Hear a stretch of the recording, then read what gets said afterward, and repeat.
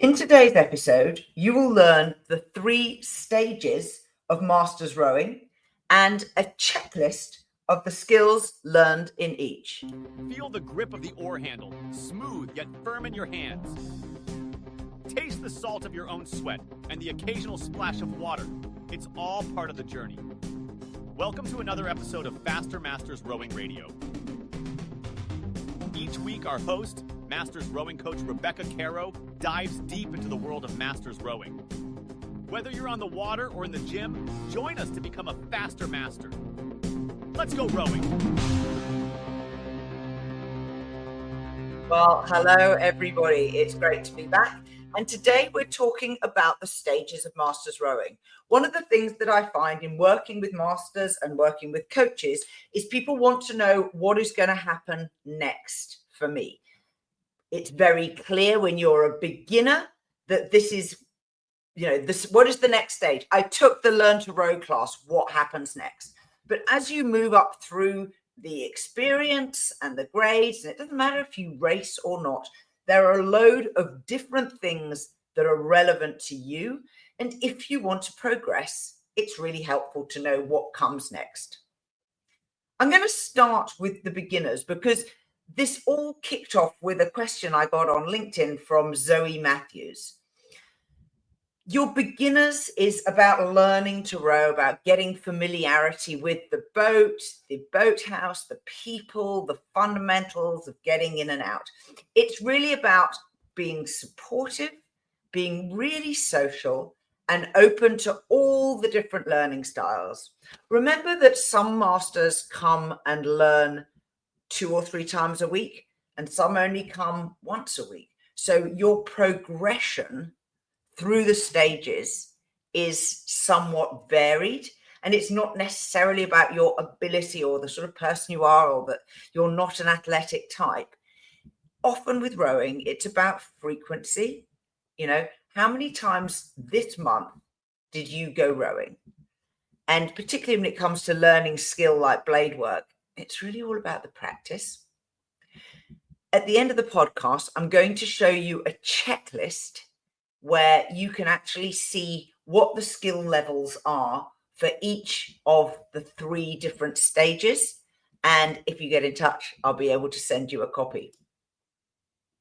Moving on to intermediate. So you already know how to row, sweep or scull, it doesn't really matter.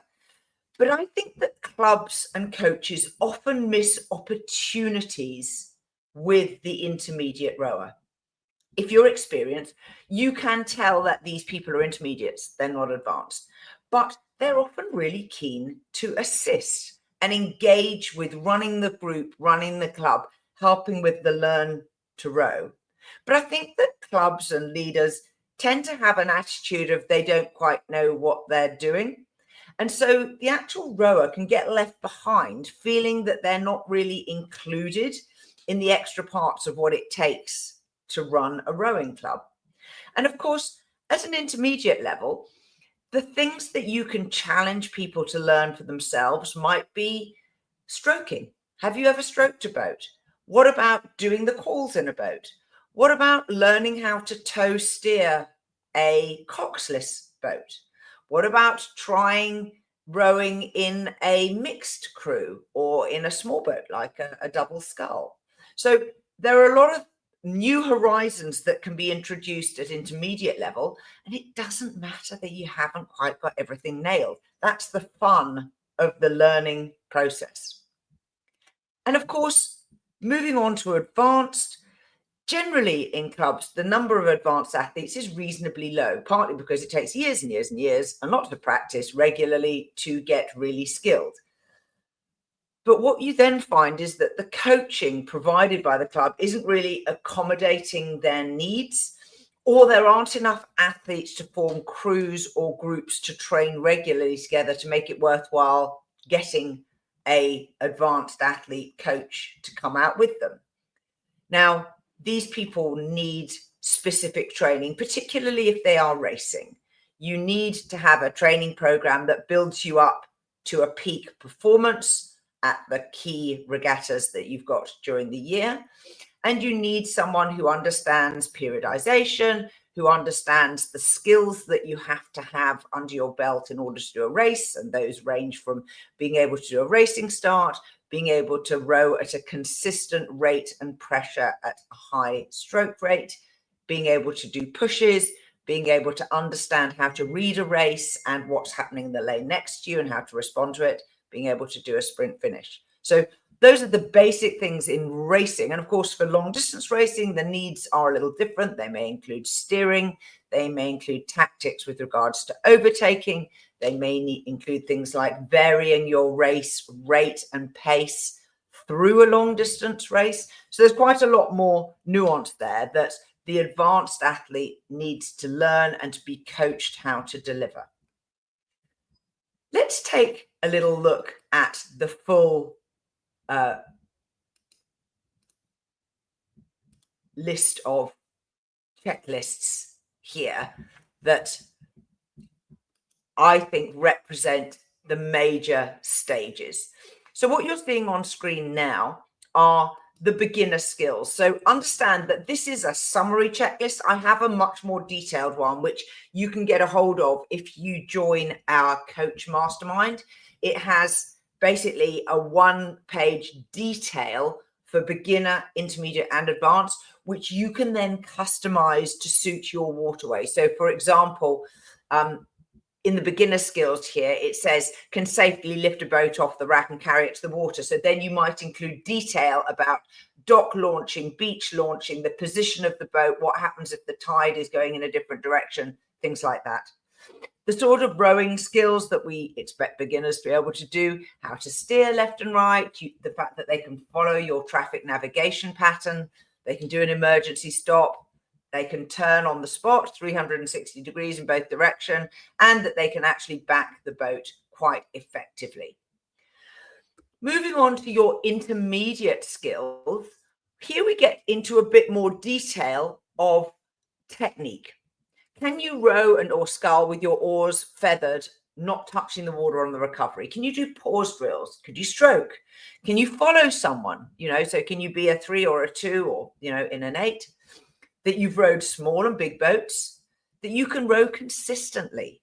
You can keep your oars or sculls at the correct depth in the water, that you've got the correct handle grip and you can feather with the correct hand movements, depending on whether it's sweep or sculling.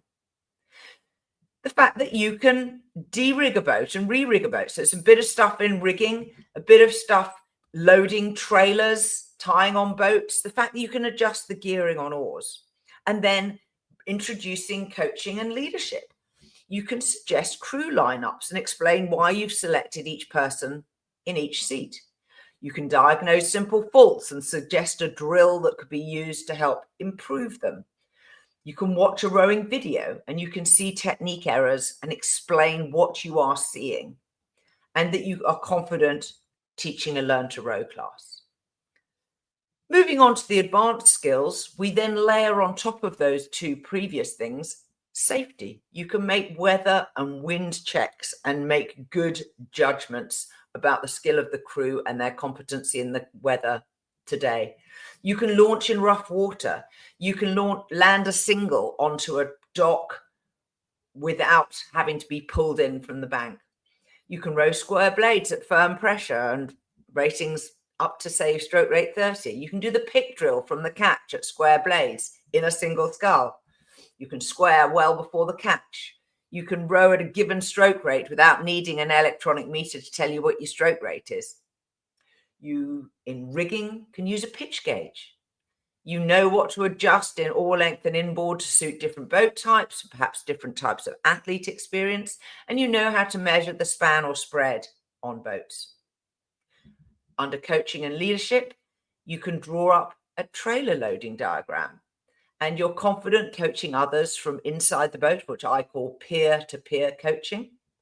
And you generally then become a much more useful part of the overall club. So if you'd like a copy of that, just get in touch, fastermastersrowing.com contact, and I'll happily send it to you. And I hope that that's been a useful run through the general stages of Masters Rowing so that you can see where you are and where you want to go next. We are part of the RowingChat podcast network. Please tell your fellow rowers about the show. If you've learned just one helpful thing from today's episode, please consider supporting the show for as little as $1 per month by visiting fastermastersrowing.com/podcast.